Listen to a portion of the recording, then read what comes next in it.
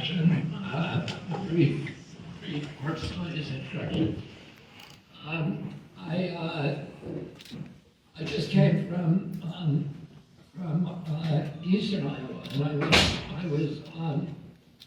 I was meeting with a group of farmers over there, and we were talking specifically about some antitrust suits that they're bringing against Cargill and a number of other companies, and also about the pipelines that are now being proposed across Iowa and Nebraska. CO2. And the pipelines are opposed by 80% of the people in Nebraska. Yep. 46 of the counties that have opposed them have, through which they're to run, have protested the Iowa Utility Board. 36 towns have appealed to the Iowa Senate to stop the pipeline. And yet it's going through, it appears to be going through because the skids are greased by money. I want to talk about the project a little, but the principal owner of the biggest of those pipelines is BlackRock. Yep. Ding, ding, ding, yeah.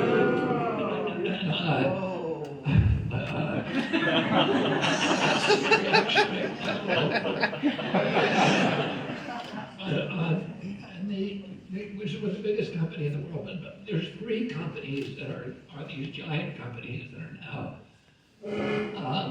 part of this system that is strip mining the wealth from the American middle class in this country, and systematically doing it. I'm not going to say purposefully, but I think it is purposefully. I can use that word, but it's definitely systematic, and those companies aren't. And BlackRock has $10 trillion under management, and then Vanguard, which is similar, and State Street.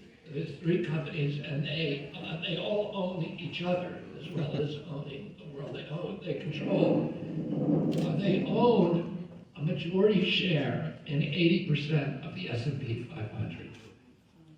They own the world, and Larry Fink, who is the CEO of BlackRock, is also on the board of directors of the World Economic Forum, which famously, Klaus Schwab, who's the founder of that, who has written a book called The Great Reset, or written a book endorsing, coining the term Great Reset, says that in the Great Reset, which is this kind of new world order that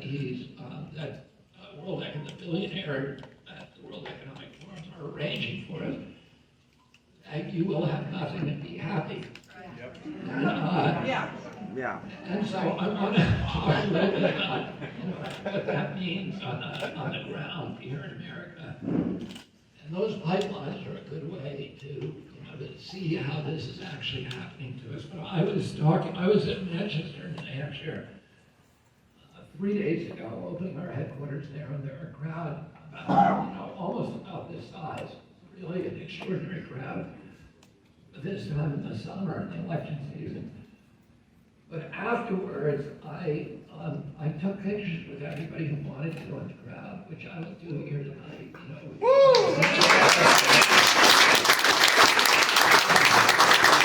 I did selfies with everybody, and the last kid, by the way, we do it very quickly. And,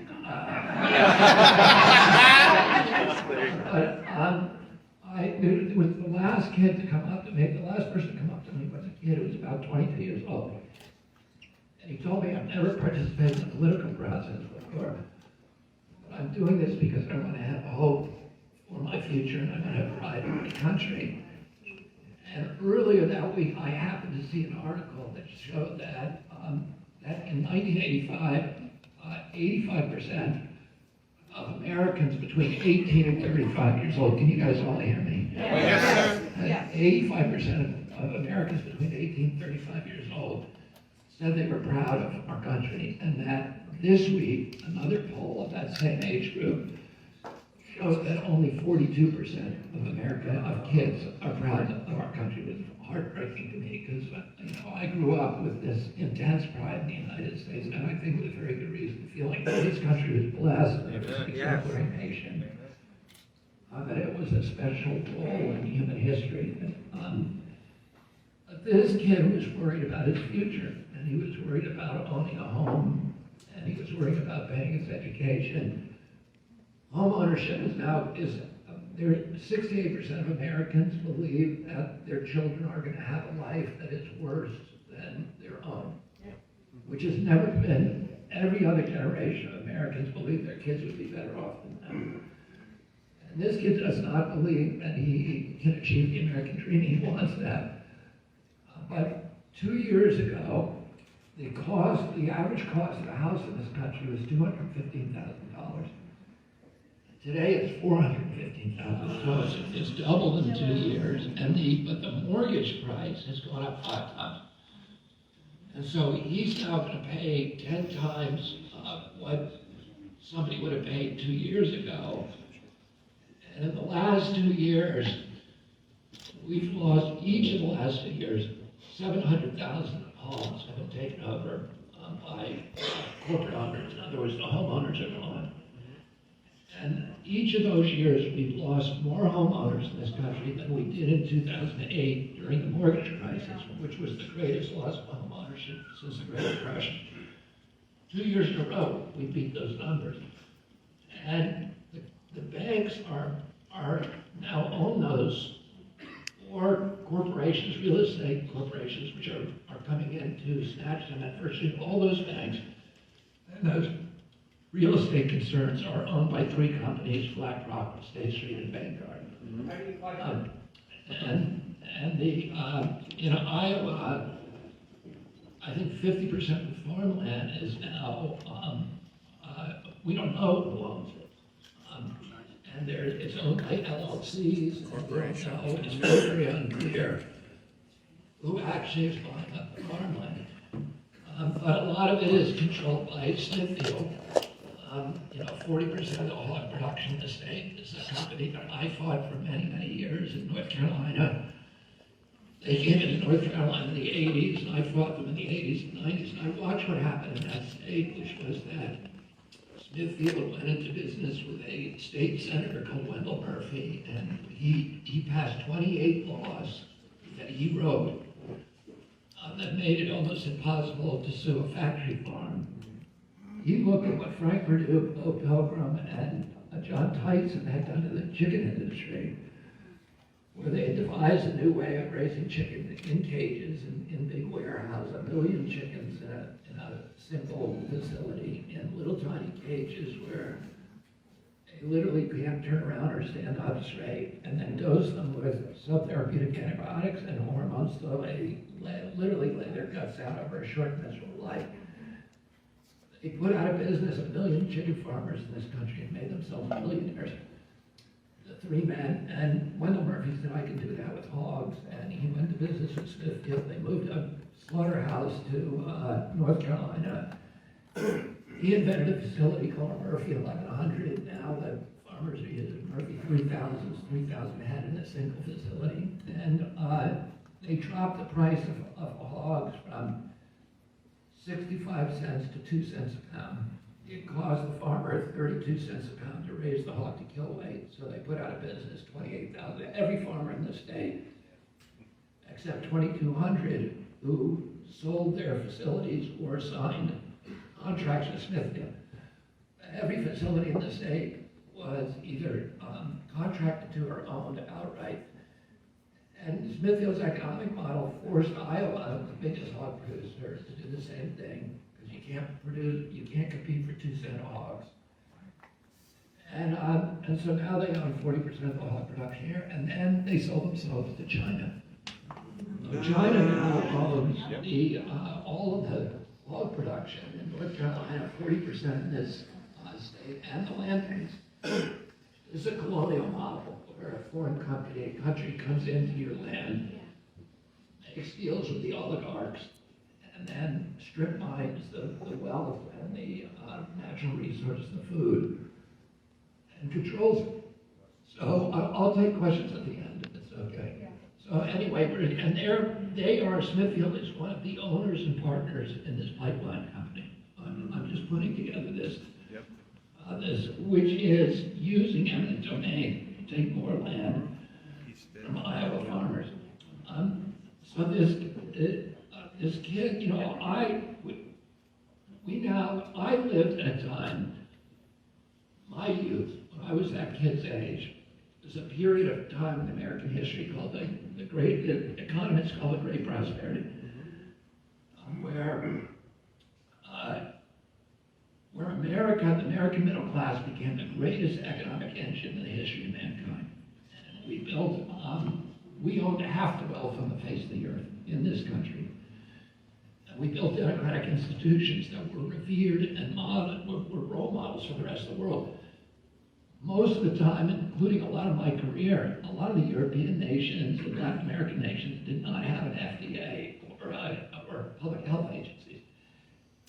If they wanted to know whether a drug was approved or not, they just looked to FDA, to ours, and they looked to NIH for science. They looked to CDC for their own, medical recommendations. Everybody in the world did. The institutions, our democracy were models for the rest of the world. Our court systems, our Department of Justice, all of our public health agencies, our environmental agencies, EPA was the model for every other nation who created it. It was the first one. And I went to, and people wanted everything we made. When I traveled abroad as a kid, people do anything to buy my blue jeans. American blue jeans, they wanted transistor radios, which we made. They wanted our RCA Victrolas, they wanted our automobiles. And when I went to Poland with my father and mother in 1964, soon after my uncle died. And I was with three of my siblings, and the Polish government was communist, and they blacked out any news about our whereabouts in the country. They didn't want anybody in Poland to know we were there. And in fact, we brought a lot of these gifts for kids in a famous orphanage in Warsaw. And when we went to visit the orphanage, the government had removed all the children because they didn't want anybody to know. They didn't want any acknowledgement that we were in the country. And we went to Krakow after that to visit. My mother wanted to visit the Cardinal of Krakow, who was a living saint. He was later beatified. He was, he had stood up to the communists. He stood up under torture, imprisonment, and he had become an example for everybody in Poland. And, my mom was really excited that we were going to meet a real saint. And we went in there. I'll tell you a little story that's kind of off the, let's say, a digression, which is, when we went, we had to wait for 2 hours to see the Cardinal. And a young priest came in and he made, in the kitchen, we were sitting in the kitchen, that's where we were told to wait. The young priest came in and made us chicken sandwiches, and he spoke pretty good English, and he was talking to us about skiing the whole time. And he was very curious about American ski areas and this, and we were all talking to him. And 50 years later, he became Pope John Paul II.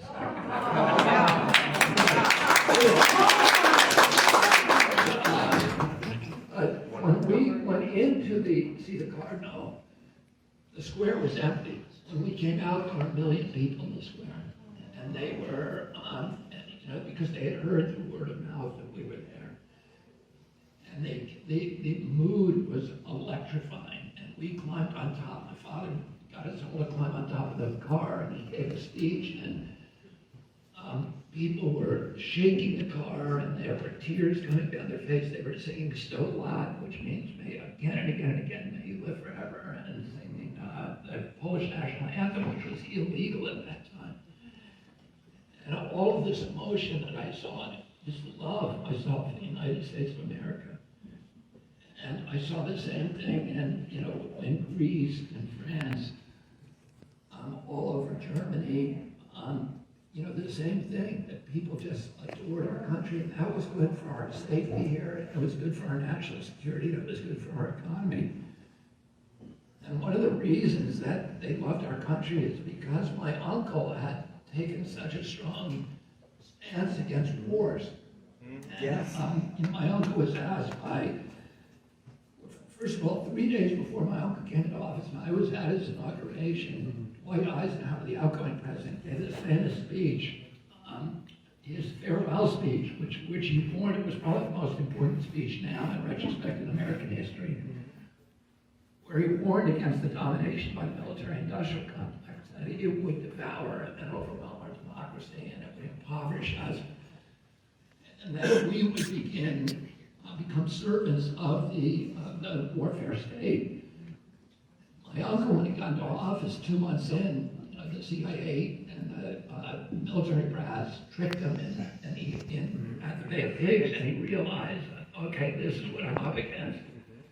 And but after that, he refused to engage to send any combat troops abroad. He never, the Bay of Pigs, it was all Cubans who went there. The U.S. military, he refused to let them go in. He refused to let them go into Laos, which they considered an act of treason in the Pentagon, according to Daniel Ellsberg. He refused to go into Berlin in '61 at the Checkpoint Charlie confrontation. He refused twice to go into Cuba. And he refused to go into Vietnam. Everybody around him, including people he really trusted, like Bob McNamara, Max Taylor, and Abel Harriman, said, you've got to send 250,000 troops or the government's going to collapse. And he said, my uncle said, it's got to be their war. We can't make this our war. It's their government. And he sent, he relented and sent 16,000 military advisors. They were Green Berets. They technically weren't allowed to participate in combat. A month before he died, exactly to the day, on October 22nd, 1963, he heard that a Green Beret died, and he asked Walt Rostow for a casualty list of everybody who died, and Walt Rostow came back and showed him a list. 75 Americans had died in Vietnam at that point. And my uncle said, that's too many, we're bringing them all home. And that afternoon, he signed National Security Order 263, ordering all the troops, American troops, home from Vietnam within a year, the first 1,000 coming home in December. A month later, he was killed in Dallas. A week after that, LBJ remanded that order, and the troops never came home. And then a year after that, LBJ sent 250,000 troops, which they demanded. And then my father ran against that war. He made it an American war. My father ran against that in 1968, promising to end the war. And then he was killed. And then we had all these, we had all these other traumas. Martin Luther King, who had become a peace activist about 4 months before, was killed 2 months before my father. And then we had these other traumas. We had the Vietnam War, we had 9/11, and then, COVID, which steadily pushed us, all of those traumas, down the road that Eisenhower had warned us. Now, the latest wars in Iraq and the Ukraine war. We've spent the last 20 years, we've spent $8 trillion beginning in Ukraine on wars that we've lost every one of them, and all of them have ended up weakening our country dramatically, making Americans less safe and destroying our economy, making us an imperium abroad, as my grandfather warned, and a security state and a surveillance state, garrison state at home. The framers all warned us about that. And Paul Kennedy, with no relation, but who was one of the greatest historians at Yale, wrote a book about all the empires in the last 500 years, showing how each one of them had been destroyed itself through overextension of its military supply. And my uncle wanted to do something different. My uncle wanted to project economic power abroad, non-military power. He said he didn't want African kids and Latin American kids and Asian kids, when they heard the United States of America, that phrase, to be thinking of a man in a military uniform. He wanted them to be thinking of a Peace Corps volunteer, of the Kennedy Milk Program, which is all the nutrition-deprived kids around the world.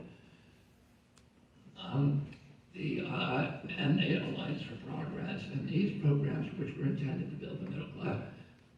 My uncle actually, he made 2 trips that were his favorite trips when he was president. One was to Ireland, where he famously said, promised as he left the Shannon airport to return in the springtime, which was a promise he couldn't keep. The other favorite trip was to Colombia, Latin America, where he met a leader, Yedis Camargo, who is, in Jackie Kennedy's words, the most brilliant head of state that they had met. And they met Charles de Gaulle, they met, Eamon de Valera, who was the George Washington of Ireland, and many, many others. And Yedis Camargo, when my uncle came out, went to the Central Plaza in Bogota, there were 2 million people waiting for him, and ecstatic. And Yedis Camargo turned to my Uncle Jack and said, "Do you know why they love you?" And he said, "No." And he said, "Because you put America on the side of the poor."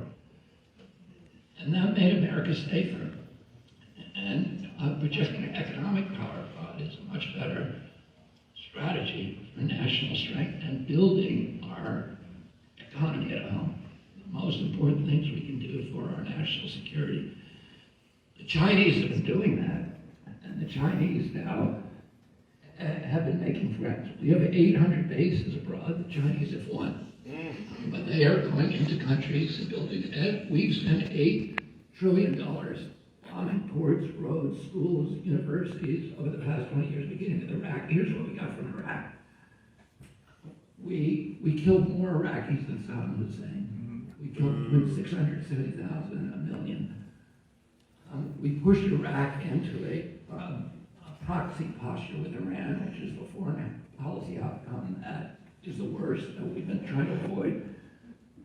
We turned Iraq into a coherent, incoherent agglomeration of foreign Sunni and Shia despots. We created ISIS. We had a spillover invasion of Syria, with ISIS, which sent 2 million refugees into Europe, which destabilized every democracy in Europe for the next 2 generations. That ended up creating Brexit. And the riots that are going on now in France is a direct result from that Syrian exodus. That's what we got for $8 trillion.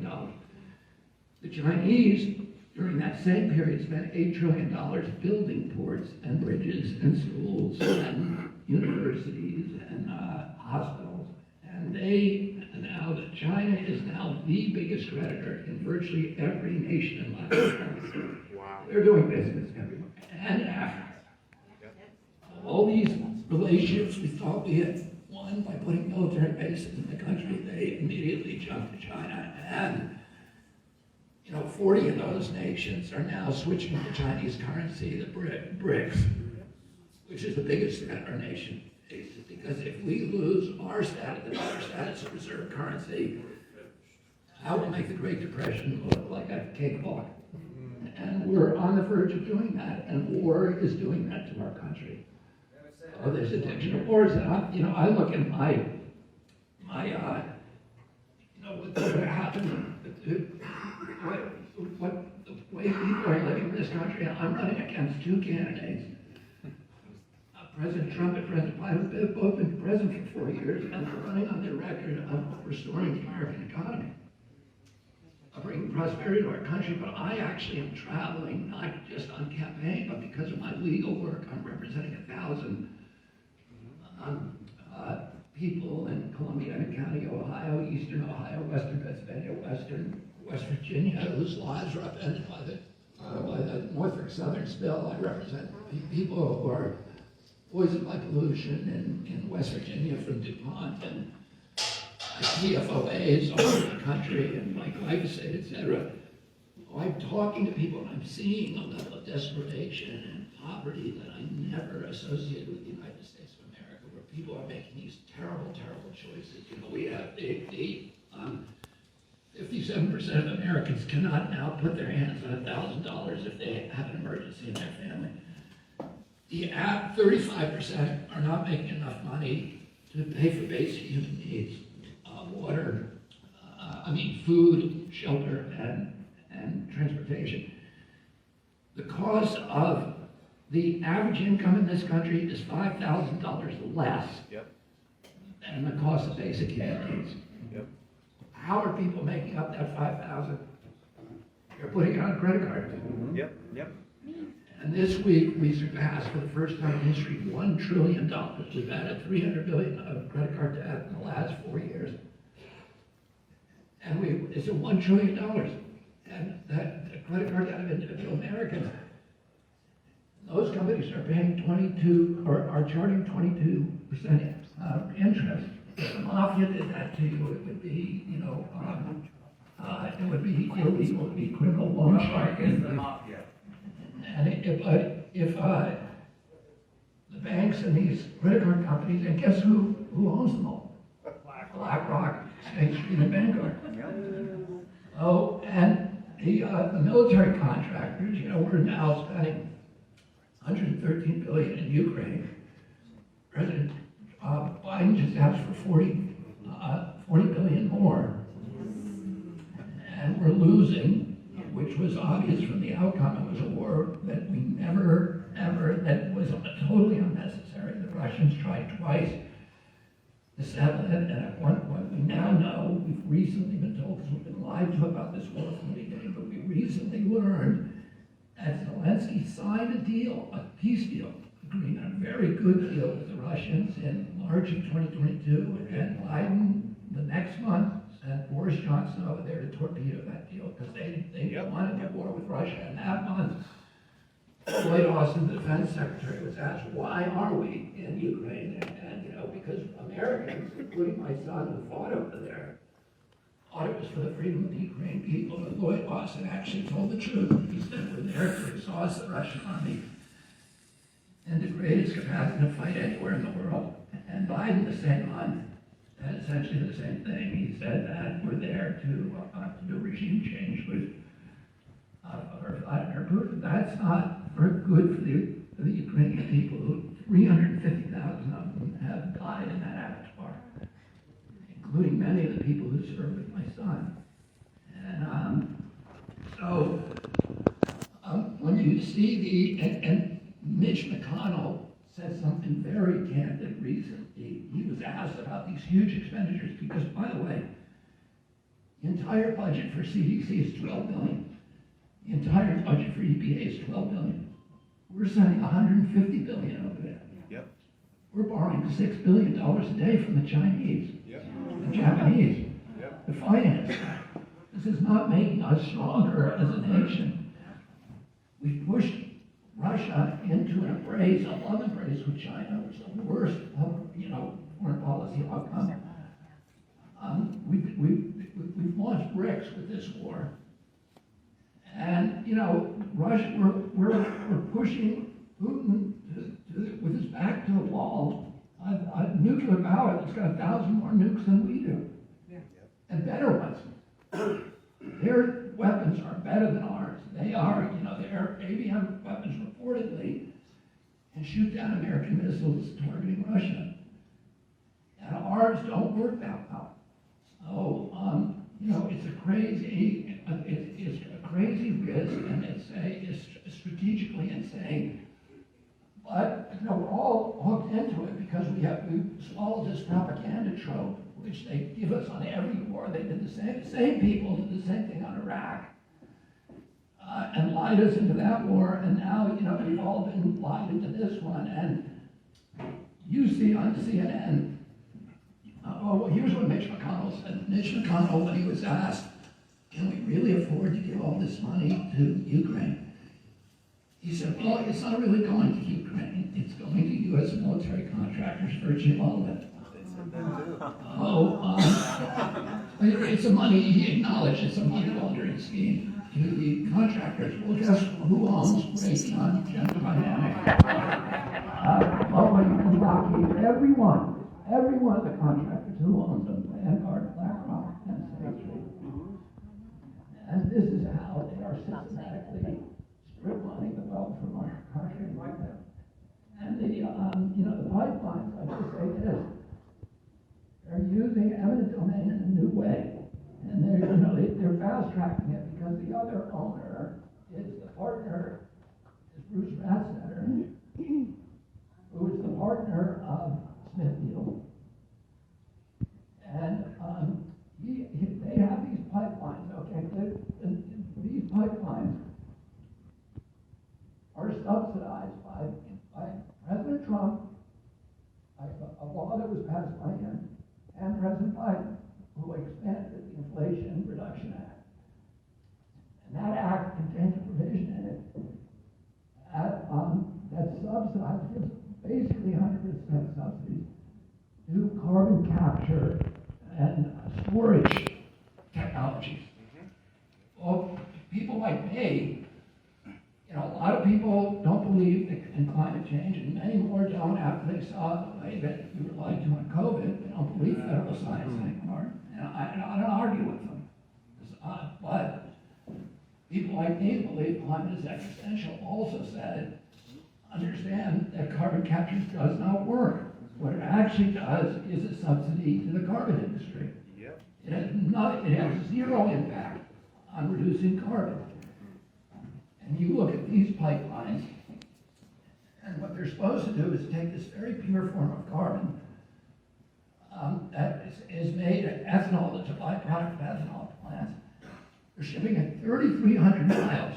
So they're tearing up 3,300 miles of farmland in this state, you know, and a little bit in Nebraska, North Dakota, and South Dakota. And they're sending back one of the pipelines and has a terminus in the Bakken oil fields. Now, what they say they're doing is they're going to have a deep well injection site that permanently sequesters that carbon in the deep geology. I've seen many of these sites, and I've seen many of them that are leaking. And when it leaks, it's lethal. It kills the waterways, it kills people. Carbon is very, CO2 is very, very dangerous. It's also acidic, so it burns through the pipes. They have to actually use a pipe that's coated with chrome. That's very, very expensive, because otherwise it would go right through them. You know, one of these broke in Sartasha, Mississippi, 2 years ago, 2020, one of the pilot projects, and poisoned an entire town. 49 people hospitalized, 300 had to evacuate, and the evacuation vehicles that came, the ambulances and fire engines that came in to deal with the project, they stopped dead in their tracks because the CO2 had displaced the oxygen that is needed for internal combustion. They didn't run. And the death zone is 3,300 miles from 3,300 feet from the pipeline. That's, you know, houses of many, many people who live in Iowa. So, you know, as I said, 80% of the people don't want it, but the farmers don't want eminent domain. Eminent domain is used only with due process, only with just compensation, only when there is a profound public benefit to the public. You can, if you're going to build a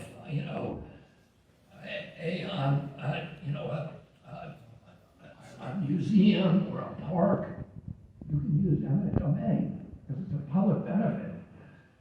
But this is a private benefit. The benefits to those three companies over 10 years of taxpayer money that is shifted to them is $176 billion of taxpayer money. And North Dakota has already told them, you can't use deep well injection here. We're not going to give you a permit. Oh, why are they rushing to build this pipe? Well, you think it's a coincidence that it ends the Bakken oil field? No. What they're really doing with this pipe, which is what they've done with 95% of the other ones they created, is they use that carbon to inject into the exhausted oil wells to scrape out the last bits of oil in order to extend the life of those wells for another 10 or 20 years.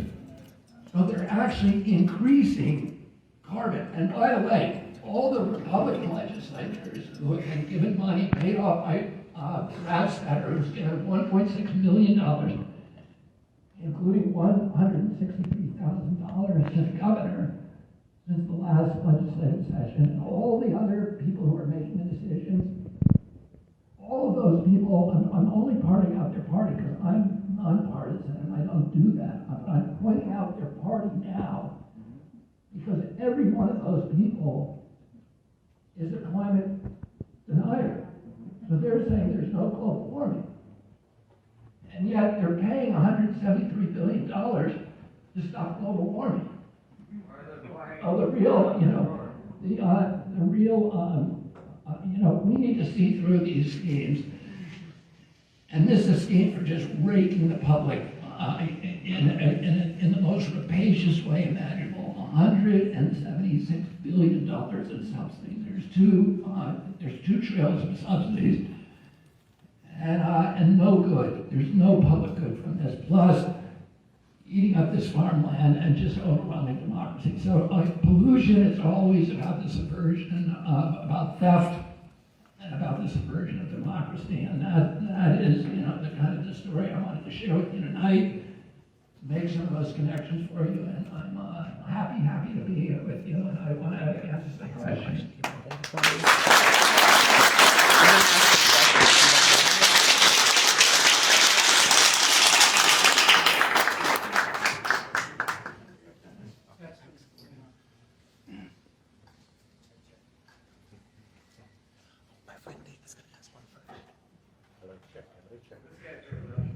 Okay, There we go. testing. So thank you. I'm going to come around and with this mic to you. And what I would ask is keep your questions short. We have about a half hour for questions, and I'll start right here. And address your question, Mr. Kennedy. Go ahead. What are you going to do with the CIA, and what are you going to do with the World Health Organization and their plan with the Great Reset? The World Health Organization is not, in my administration, I am going to use every pressure point I can to persuade them to go back to actually treating public health, and I'm not working for the billionaires' voice in Davos. And we're not going to be signing any treaties that signs over any U.S. sovereignty to them. In terms of the CIA, I'm going to do the same thing my father was going to do. Had he been elected president, which is to separate the plans division, which is the division that does all the dirty tricks, the fixing elections, assassinating public leaders, overthrowing democracies, separating that out from the espionage division. As the espionage division, a critical division, there's 24,000 people who work for CIA, and most of them are patriots, most of them are good public servants. And the espionage division is the division that actually does information gathering and analysis, and the president needs that. But unfortunately, because they're attached to the plans division, they've become historically apologists for the plans division. And they justify what the plans division is. Nobody looks at that. Nobody does. So if the CIA looks at the war in Iraq, they say it was a huge success story because we got rid of Saddam Hussein, and that was our mission. If they, and that's true. That's how they handle everything. There's never any accountability, and the blowback. If you actually look at it, the blowback has been much worse than the problem historically in almost every case.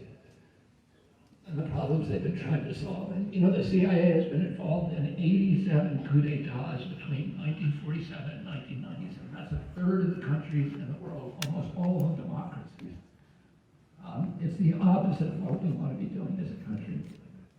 I would separate those divisions and make it so the espionage division is looking over the shoulders of the plans division. And if you kill somebody in a drone strike, is that a success story, or do they have 11 brothers who are now strapping on suicide beds? And those are questions we need to answer in a real intelligence agency ought to be answering.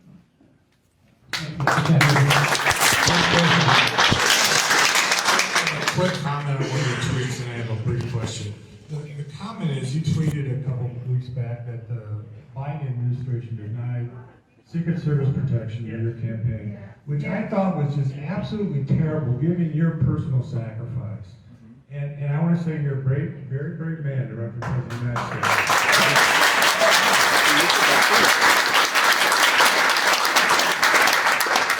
My question is, it just came out today on Twitter, which is there's good evidence that Fauci and Collins got paid $325 million in royalties on those worthless vaccines. What's your reaction to that?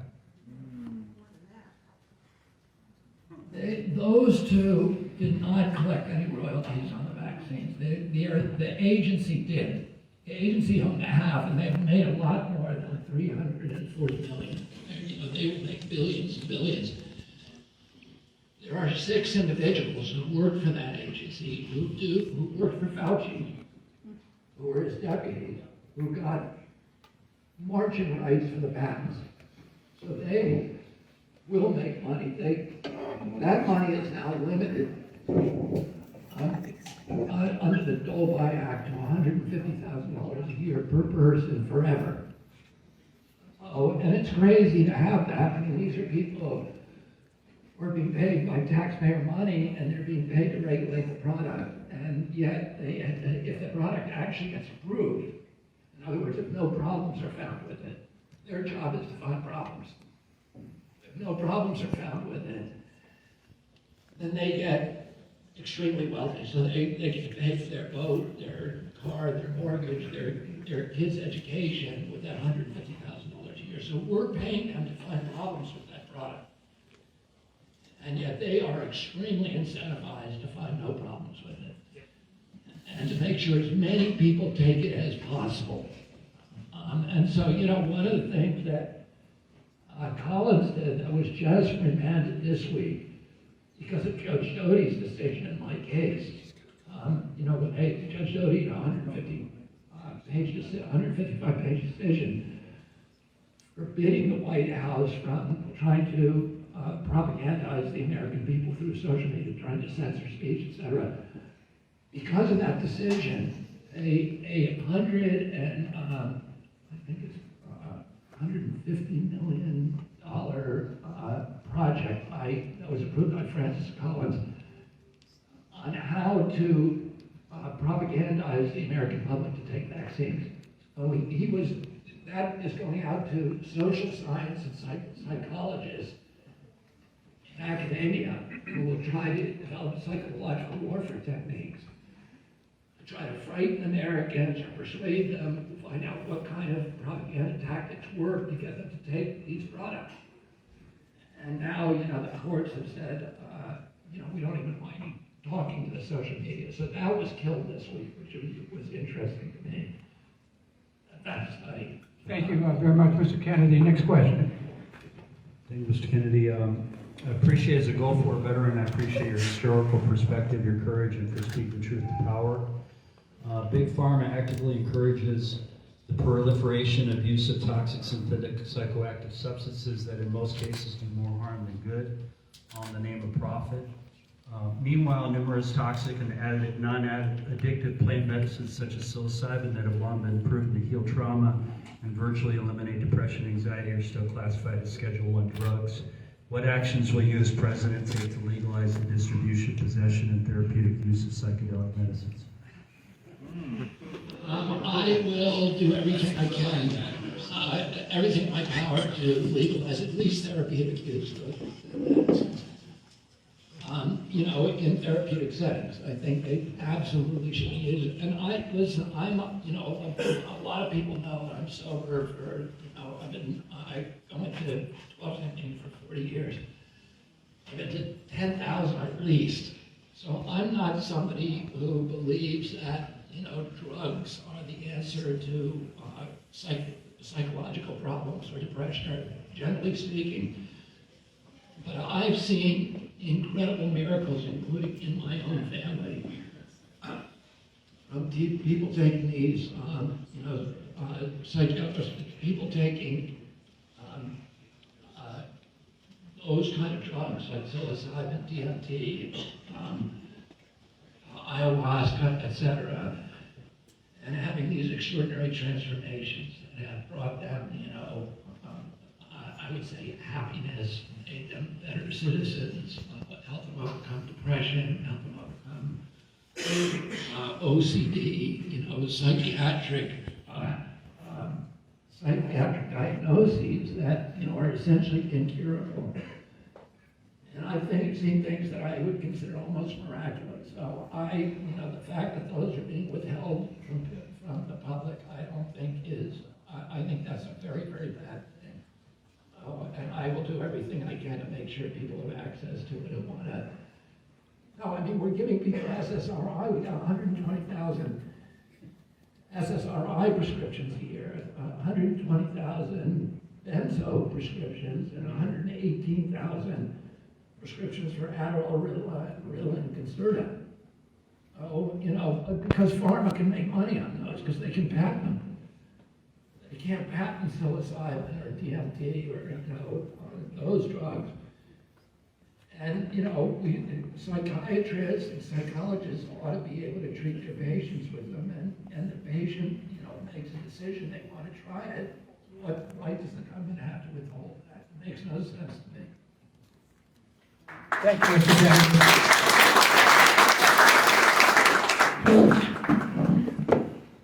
Your question for Mr. Kennedy. Hi, thank you for all you do.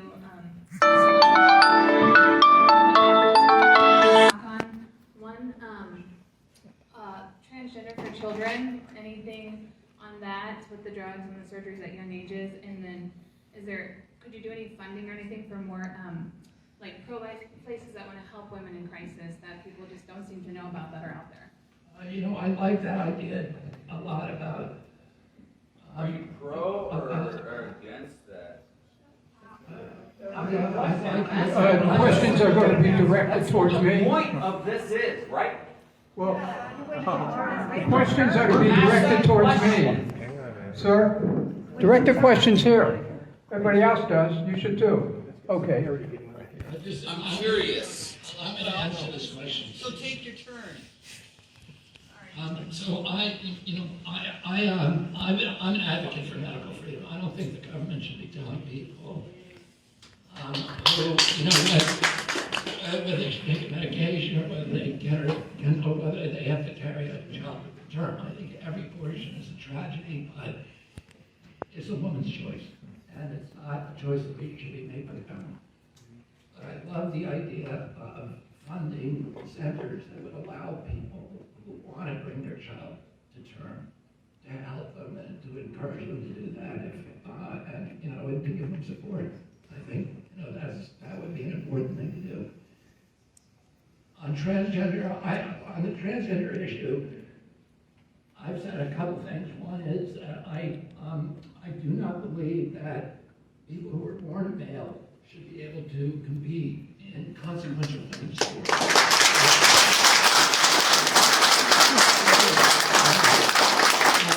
By consequential, I don't mean intramural sports or family football games, but I mean support women's sports at universities and other schools. And he fought for a decade to get that through. And I know how important that has been to members of my own family. I have a niece right now who is at Boston College and who on a full scholarship for softball. And when I was growing up, or when she was growing up, I would ask her every year to come skiing vacations with us, to come to the Cape and stay with her family, and she could never do it because she wanted to.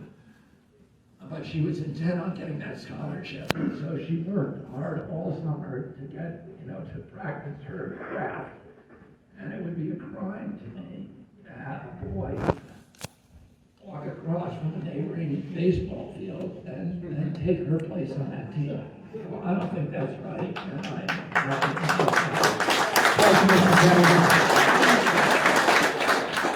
Thank you for coming tonight. It sounds like President Biden isn't interested in sharing a debate stage with you, and I was wondering if you would be interested in sharing a debate stage with someone like Ron DeSantis or Governor Gavin Newsom if they're doing it in a couple of months.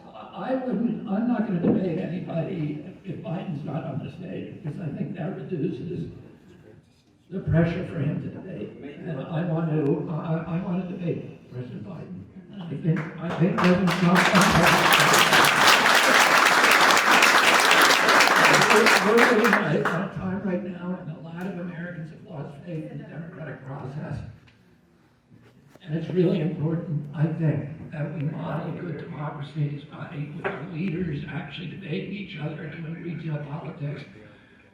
showing up at, town halls and events like this and answering questions from Americans. I mean, the gap between what people in Washington think Americans are living like and what their concerns are and what they really are, what I see when I'm traveling across the country is enormous.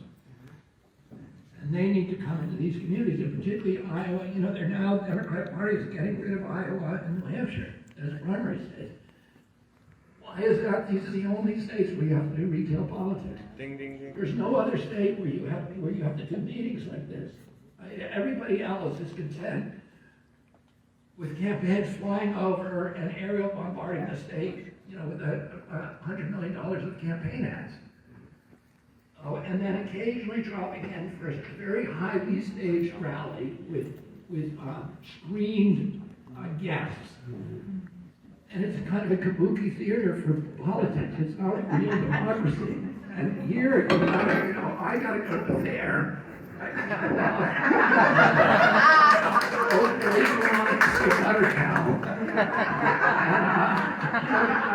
You gotta go to the nail salons and barbershops and the diners and meet people and listen to the old lady who reads The Economist, every day in the Financial Times, and she's grilling you with something that you've never heard of.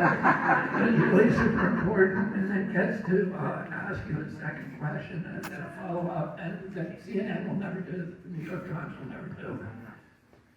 And it's a real democracy. And Iowa and New Hampshire vet candidates, presidential candidates, the same way that most communities vet their town council members. And they play a really important role for the rest of the country.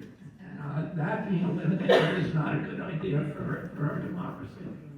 Thank you, Mr. Kennedy. We have about 15 minutes left for questions. I'm going to get to as many people over there that I can. And we're going to keep going right now. Yes, sir. Hey, Mr. Kennedy, thank you. I came up during the Rumpo Revolution and became a fan of Dennis, and obviously you have a lot of cross-partisan support. I thought it was really cool when Governor DeSantis the other day said he would consider having you be a part of his administration. I've heard your story of Ted and Orrin being friends. Would you ever have anybody from a different party in your cabinet administration? Yeah, of course. Thank you for your service. Of course I would. I'm not. I think it's really important to do that. I think strategically it's important because, we need to, if the country's going to work, it has to be a lot less partisan. And we need to be able to reach across the aisle to each other. And it's important, that my administration is not going to be a partisan administration. It's going to be an American administration. Thank you. We finally have a statesman willing to say it. Thanks. Do you want me to talk about Taiwan? Or Yes, are you please. ready more? Taiwan? Yes, please. Taiwan, I would de-escalate, with Taiwan. I think the Chinese want to bury us and want to dominate the globe. But they don't want to do that in a war. They do not want to have a war with us. We spend 3 times what they spend on the military. We spend what the next 10 nations combined. As I said before, we have 800 bases around the world. They only have 1.5. They don't want a war with us, and they don't want World War III. They have, the Chinese, on average, are a third, per capita GDP. Their country is still living in poverty, higher poverty compared to ours.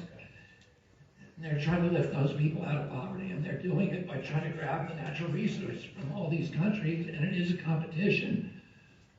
But I'm not scared of fighting them on an economic battlefield. And I think that's good for the whole world if we do that. It's good, and it's not good. Nobody wants us in a war with them.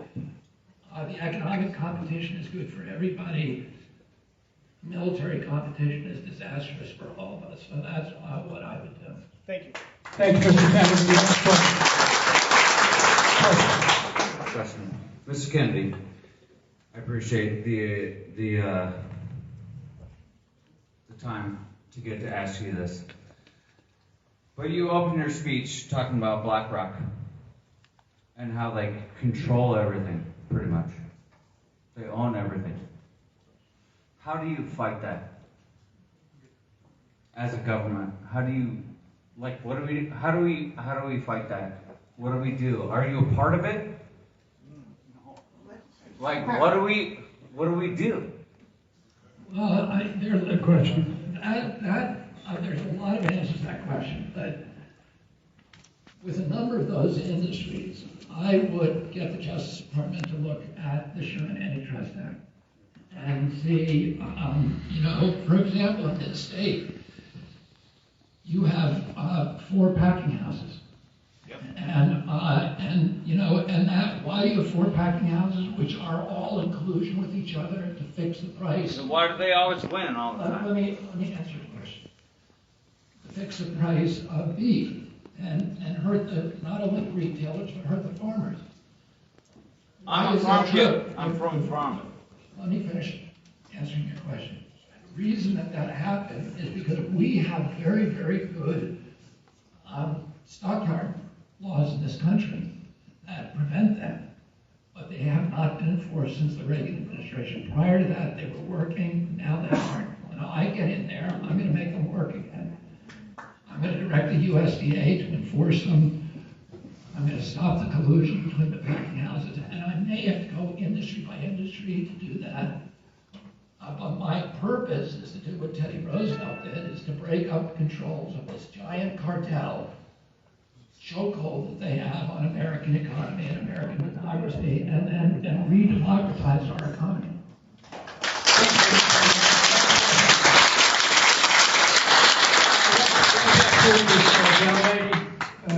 Question from Mr. Kennedy. Hi there. Thank you for being here. I'm across the bridge in Omaha, Nebraska. This is clearly a small but mighty group.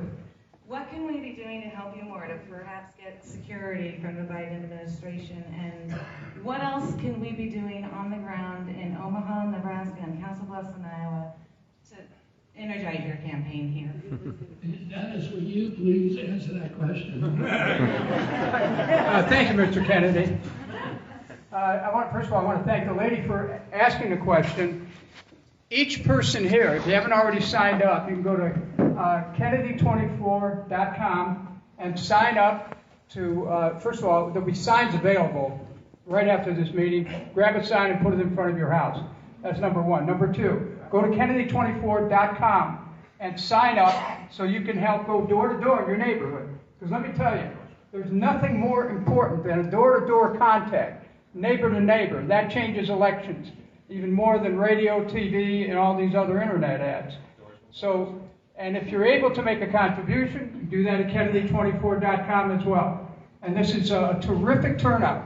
I had somebody talk to me yesterday who's covered these things for 30 years, and he said, Mr. Kennedy is getting turnouts that are like pre-caucus turnouts. So thank you, Council Bluffs. Thank you. Okay. Question over there, I'll be right over there, don't go away. And we've got time for a few more. Are you sure you're in the right place in the New York Yankees hat? Hi there. So I actually went. So I liked Trump, right? And what I find beautiful about you is that you bring people together, right? I gotta be honest. I like you more. To be honest. Saying that though, I'm very afraid of how many obstacles you're facing.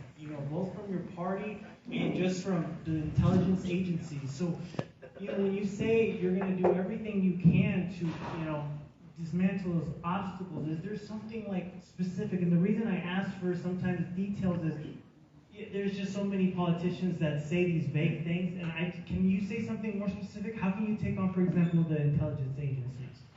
Well, I just talked about what I will do with the CIA. A lot of it is political will. It's interesting because I had dinner, weirdly, I'm not even going to explain how this happened, but I had dinner about 3 weeks ago with Mike Pompeo. And I had never met him, and I always had a low opinion of him, although so I know he's a very, he's a very intelligent guy. He went to Harvard Law School and Harvard, and then he had an extraordinary career both in sports and the military, and a distinguished career as Secretary of State and head of the CIA. He said something very interesting to me and very honest. He said that when I was at the CIA, I did not do what I should have done, which is to clean up that agency. And he said I didn't do it. I should have done it. And it was a lost opportunity. And then he turned to me and he said, the entire upper echelon of that agency is made up of individuals who do not believe in the democratic institutions of the United States of America. Really stunning to me. Now, there's 24,000 people who work for CIA, and I know because my daughter-in-law, who is helping Dennis to run this campaign and playing a critical role in my campaign, Amaryllis Fox, was a clandestine agent for the CIA for her entire career in the weapons of mass destruction. So she was a spy, undercover spy in weapons of mass destruction programs in Pakistan, China, and Iraq, and Afghanistan. And she then parted with the agency, and the agency sued her to prevent her from publishing her biography. And she has, her eyes were opened up. She went into the agency very, very idealistic. She now is very sanguine about the agency, and she knows its history now probably better than anybody. She's, written about it, and but she says that the people most of the people in that agency are people like her who went in extremely idealistic about this country and do believe in the institution. But it's like all of the agencies of our government. The people who tend to rise to run the branches, the division chiefs, are people who are in the tank with the regulated industry. In this case, you have an agency that from its inception was captured by the military-industrial complex. My uncle figured this out 2 months into office, that the function of the CIA was not to protect the national security of the United States, but rather to provide a constant pipeline of new wars for the military contractors, and particularly for the oil industry, and for the big multinationals like United Fruit, because Alan Dulles before he went to the CIA, worked at Sullivan Cromwell, and his clients were the oil industry and United Fruit. And so when United Fruit needed a coup d'etat in Guatemala in 1954, because President Jacobo Arbenz was nationalizing the land holdings of United Fruit, which owned 85% of the arable land in the country, and he nationalized his own land holdings. United Fruit asked Alan Dulles to do a coup d'etat, and we did that. And we threw out Arbenz, and then in '53, the year before, when Mohammad Mossadegh in Iran, the first democratic president of Iran in its 4,000-year history, when he began nationalizing the holdings of Texaco and BP, we executed a coup d'etat. Dulles executed a coup d'etat against them. We're still paying the price for both of those. Guatemala today is, the murder capital of Latin America. It never recovered from that coup d'etat, and Iran didn't either. And the difficulties we have with Iran today are a direct result traceable to that coup d'etat. And in fact, when I was at the border recently, I made a note of this, that the only people you don't see coming to the only Central Americans that you do not see at the border coming across are people from Costa Rica. Why is that? Because Costa Rica is the one country we never invaded. And all the countries that we invaded, are still living with the impact on conservations.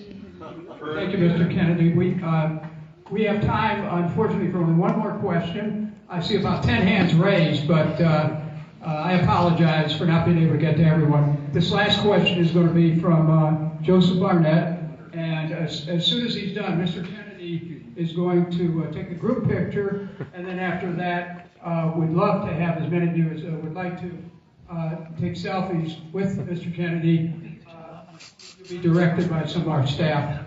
Okay, Mr. Barnett, go ahead. You mentioned Smithfield Farms and the large corporate producers, but the USDA and the EPA seem intent on shutting down small processors and small producers. What are you going to do about that? I'm going to change the policy because USDA was specifically created to help small farmers and help them survive, and to ensure the wholesomeness of our food supply. And now USDA's function is to do exactly the opposite.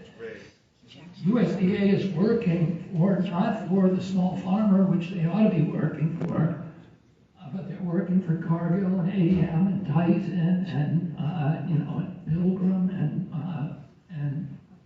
all of the other big packing houses, the big chemical companies, and the big industrial agriculture concerns, and they're killing the small farmer. And we need policies that do exactly the opposite of that. And I will do everything in my power to keep small farms intact, including, the death taxes are now, look like they're going to be renewed again for small farms. I don't believe that we should be doing that. I think we need to keep farmers on the land, and we need to keep family farmers on traditional lands and do everything that we can to help them stay there.